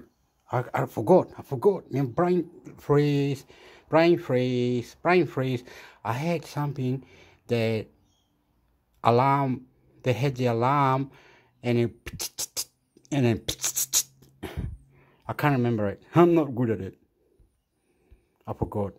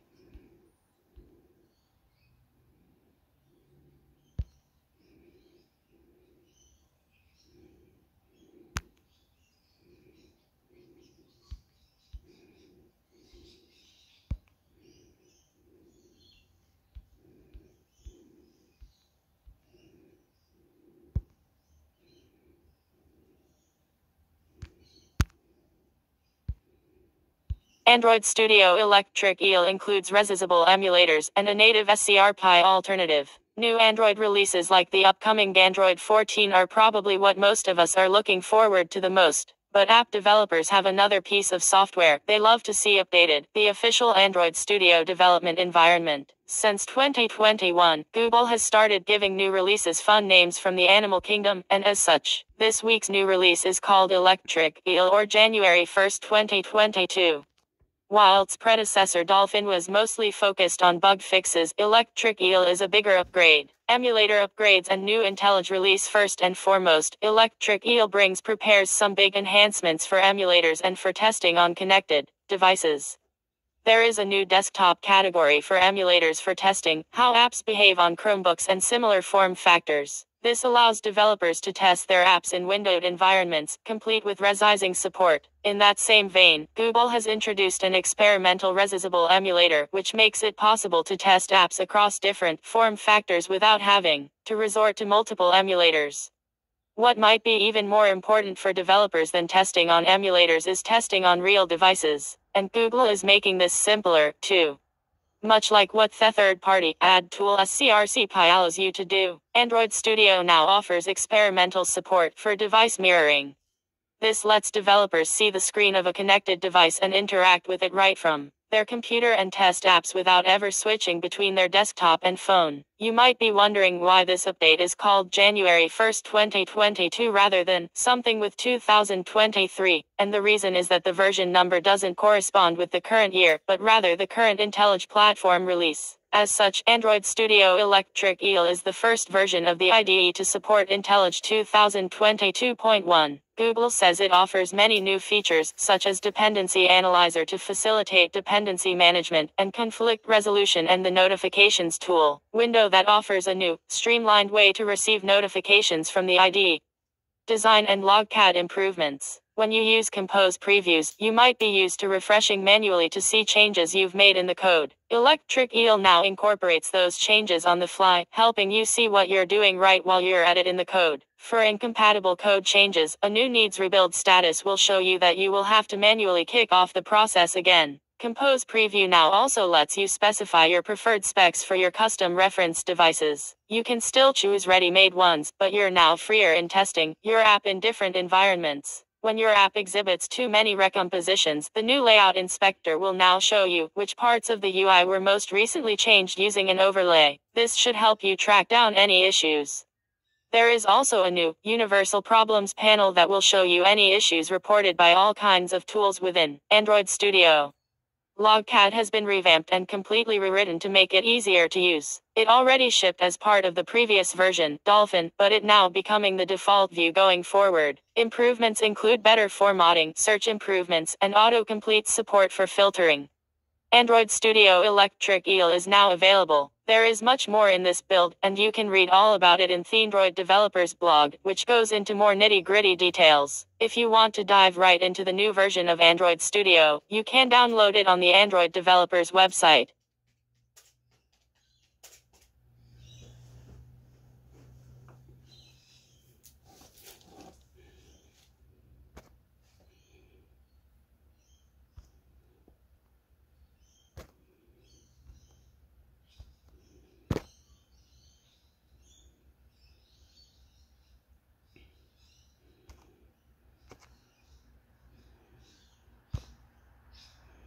You're not alone. Many third-party Twitter clients are currently broken. You're not alone. Many third-party Twitter clients are currently broken. It looks like Twitter's third-party API is down. Red update. Not all clients cut off. Twitter has always had a thriving ecosystem of third-party clients. They're great when you're looking for extra features, fewer algorithmic suggestions, and a different design. The company has long worked on reducing the utility of third-party clients, though, down to restricting how many people can use a given third-party client. Right now, none of them seem to work though.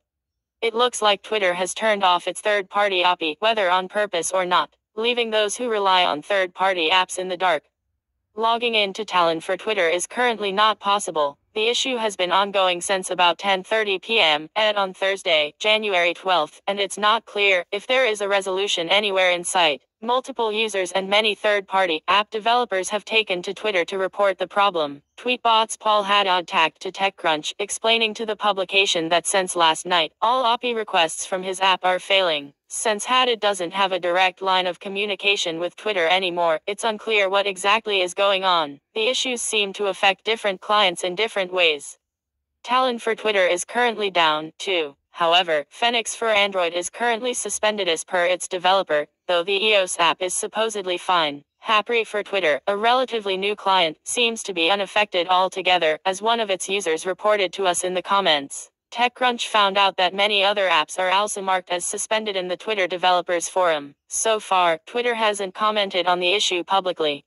It's possible that this is a mistake, and something went wrong during an update to the API, which is certainly an option given how many key long-term employees were let go by the company since Elon Musk's takeover. It also wouldn't be surprising if this is an intentional change.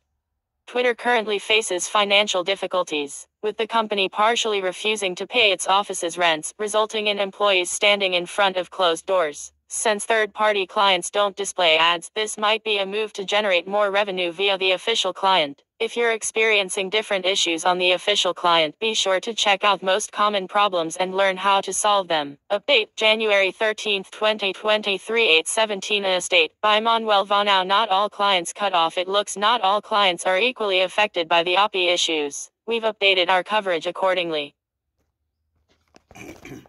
It's got comment, doesn't it? What are you talking about? Well, it's got the doesn't have the comment, or am I doing it wrong now?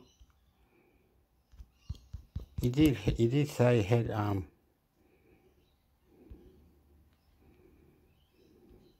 go. Oh, pa.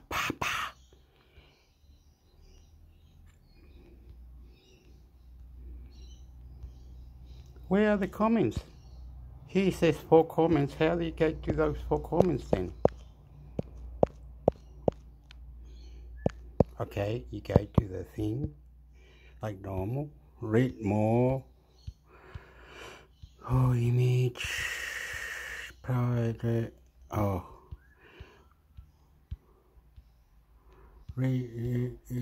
No. It says 4 comments to it.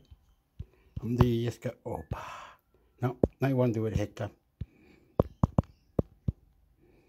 You won't do it, mate. This one says it's got comments too, but I don't know where, somewhere. I'm not.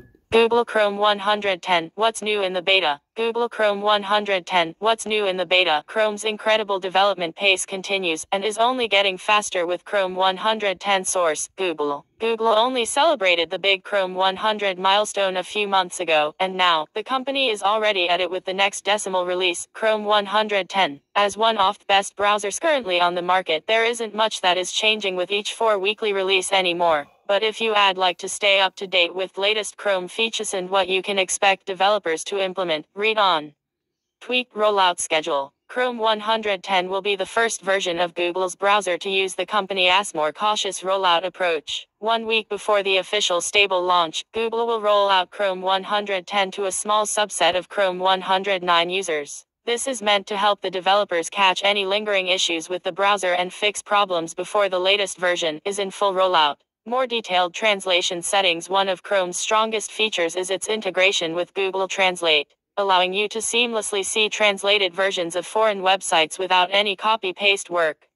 Changing your default settings is an ordeal, though. You have to head to a site that Chrome will offer to translate and tweak your settings in the prompt, like which languages to always or never translate and which target language to use. Chrome 110 finally makes these options available within the browser settings under Chrome://settings/language. Improved web app launch behavior on desktops. Starting with Chrome 110, developers have 2 ways to launch web apps on desktop computers. They can either open a new window with the web app, or they can focus an already opened web app window again. This is helpful for apps where it only makes sense to have a single window, like games. It makes for a more consistent experience. Everything else. CSS initial letters. You know how books sometimes start chapters with an extravagant and big letter? Some websites also do this. Chrome 110 makes it possible to implement these using CSS code. Custom picture-in-picture controls. A new CSS class makes it easier for developers to tweak the styling of control elements in picture-in-picture videos and other media elements. New audio routing options. Developers can use a new feature in the Web Audio API to allow users to choose their preferred audio output device. Download Google Chrome 110. If you've already installed Chrome Beta on your device, you will receive this update automatically. On your desktop computer, check the About Chrome section in the browser settings to manually initiate the update. On your phone, check the Play Store listing or head over to App Mirror. If you're a new user, you can install Chrome Beta via Google's website from the Play Store.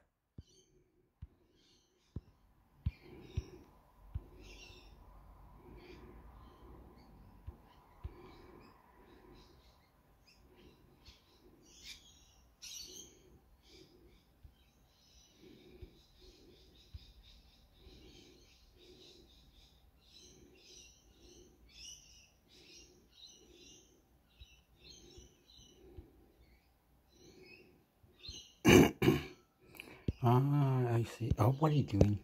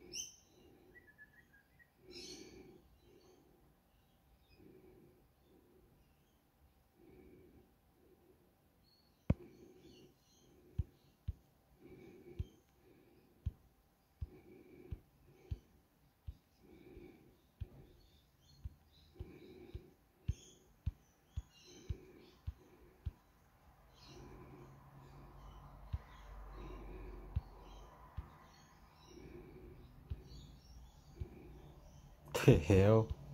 I was gonna start laughing. I don't know why.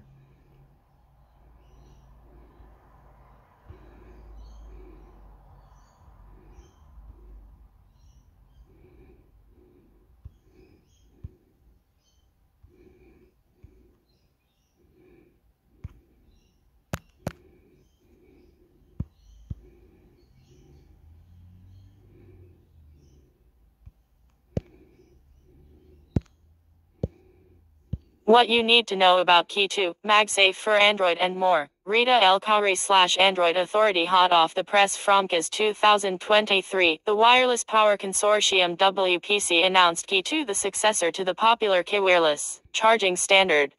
Not only does Key 2, pronounced Qi 2, bring additional consumer clarity around device support, but it also introduces a new magnetic power profile to align coils and help empower accessories. If all that sounds familiar, it is. Apple's MagSafe is a very similar idea. In fact, Apple is a steering member of the WPC and would have been a major contributor to this new specification, which is due to be finalized in mid-2023. So does this mean that MagSafe is coming to Android? Well, yes and no. Solving interoperability with MagSafe for Android. Chris Carlin / Android Authority. In terms of what consumers can expect, Key 2 is essentially MagSafe for Android. In fact, it's more like MagSafe for everyone. The idea is no longer limited to Apple's ecosystem, enabling magnetic wireless charging and other accessories to snap to the back of your future smartphone and an assortment of other gadgets. But aren't there already MagSafe and magnetic accessories for a range of phones? Well, yes. But it's a Wild West of adapters that don't always play nicely with other products and certainly don't guarantee the intended user experience, especially when it comes to wireless charging.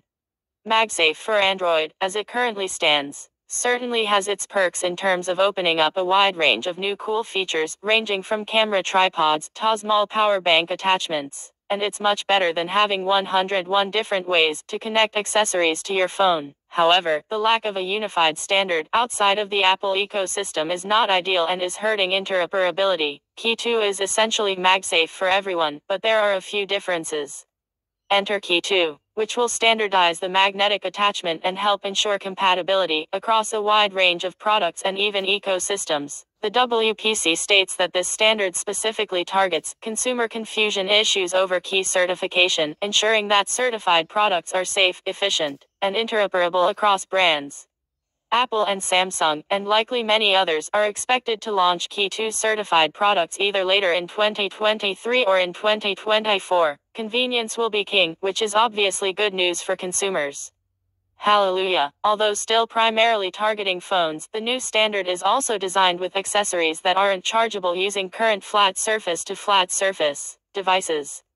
That sounds like great news for wearables, for instance, and more oddly shaped devices like AR/VR headsets. After many years, USB has finally established a consensus around wired charging, except for Apple's iPhone, allowing multiple gadgets to charge via a single shared connector interface.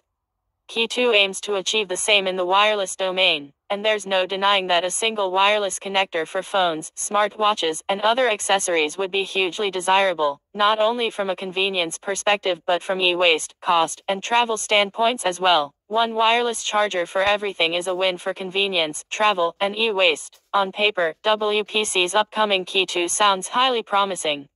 But the real test will be in how quickly third parties move to adopt the new standard and whether the standard plays as nicely across brands as the WPC promises. Yes, in the sense that Key 2 implements the same magnetic connector idea as MagSafe. However, Apple can also use Key 2 too, resulting in cross-compatible accessories. Key 2 versus Apple MagSafe, two sides of the same coin. Rita El-Khoury/Android13. Although based on MagSafe technology and sporting the same 15 watts power, Key 2 has a different magnet layout and is a separate standard from Apple's MagSafe. Although Apple has contributed some of its insight and technology to Key 2, this isn't strictly a universal MagSafe standard. There remain some key differences, and MagSafe will remain its own thing for the time being. Key 2 and Apple MagSafe don't feature the exact same magnet pattern, so it seems unlikely that the new standard will support existing iPhone models and accessories. That's a worry because Apple may not necessarily abandon its standard in the immediate future, either. There may be some lingering mess where magnetic accessories still don't play nicely together, unless it turns out that the two are somehow cross-compatible. Key 2 isn't strictly a universal MagSafe standard. There are some key differences. In the draft specification, Key 2 device transmitters also have to handshake for authentication, meaning that uncertified products won't work. While that clamps down on the current disorganized state of affairs, it could also lead to further consumer confusion about which accessories will work correctly with their smartphone and wearables. For instance, will that unofficial MagSafe product for your current phone work with a new Key 2 smartphone? That remains to be seen, but seems doubtful. Read more. Change my mind. MagSafe is awesome. While Key 2's aims are noble, it's not necessarily the cure-all we had hoped for. Simply replacing one standard with another can create new headaches, especially where there's no backward compatibility. MagSafe is compatible with Key, but at just 7.5 watt of power. It's unknown if MagSafe will work with Key 2. What's the difference between Key versus Key 2? Lilycats/Android13. So what's new with Key 2 versus the original Key standard from 2015? As we've covered, the main difference is the introduction of the new magnetic power profile. Specifically, the new profile ensures that phones or other rechargeable battery-powered products are aligned perfectly with charging devices. Key 2 also includes the same safety-oriented foreign object detection feature as its predecessor. Secondly, Key 2 will enable faster wireless charging for some devices.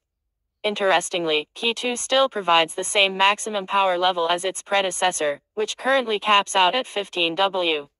However, many current Key-capable handsets, including Apple's iPhone, are limited to just 7.5 watt of power. This will likely improve with Key 2, as the standard is designed with magnetic coil coupling in mind, improving energy efficiency and reducing power loss over the air. Both Key and Key 2 are capped at 15 W, but improved coil alignment may improve charging speed. In the longer term, the WPC will move to a more powerful wireless charging specification once Key 2 is complete in mid-2023, though the WPC hasn't specified exactly how much power future versions of Key 2 will deliver. Either way, this improvement will form the basis for the next version of Key 2, but that revision won't appear until 2024 at the earliest. Key 2 introduces a new magnetic power profile to align charging devices. Otherwise, both sport the same 15 watts wireless charging power. When can I buy a Key 2 device?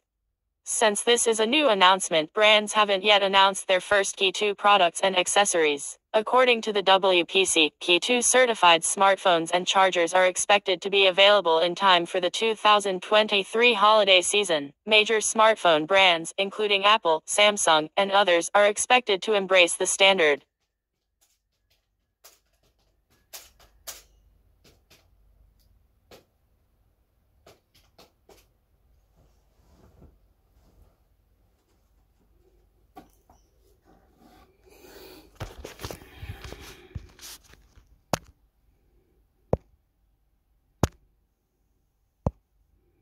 Best of CES 2023 awards, the best products from the show. CES is back in force. Hundreds of companies have used the opportunity to launch new... Oh, no. Before all fucks out, I gotta do this. Google flag settings. How to crumble.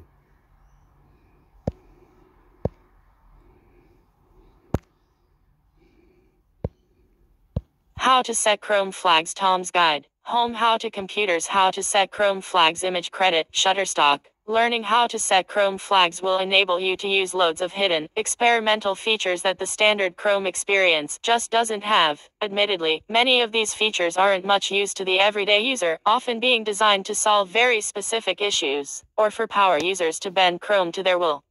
Some of them will even likely break your browser, as they're essentially add-ons or extensions that are in beta or even alpha testing. Some of them can be super useful, though, being able to for dark mode on every website, for example. Due to Chrome's ubiquitous nature, it's Okay, if you go to Chrome, 2 little dot, dash flag, then you can turn everything on, enabling whatever, and then you can really fuck Google up, right?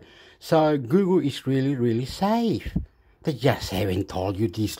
Oh, look at this. It's got this thing that protects me. Oh, it's got this that reads the website. Oh, it's got this button. And then I got to go to this website and this other part. And I can have the download button of the few little tricks. Wow. Google has lied to you. Google has already lied. But what? But one thing about Google Chrome or Google whatever, one bad thing, it tracks your location, it tracks where you gone, you know which website you went in, and it's selling it to the third party, right? But it's not selling your name, it's just selling it's not selling your name, it's selling the tracking point where say I'm Hector. Hector is here, but it doesn't. It's not selling money. So every time the word Google is being used, or the word website, or go YouTube, it sends a signal. As soon as the signal is gone, Google gets points and money, and Google is making a killing. They're fucking us up. The same with Facebook. The same with any website. They're fucking us up, but it is safe. It is not in one way. They said they will stop tracking it at the end of this year, or sometime next year they will stop tracking us, all right? They do have a button that stops tracking us. They do have a button to stop updates. They do have a button to make it safer. They do have a button where website can be searched.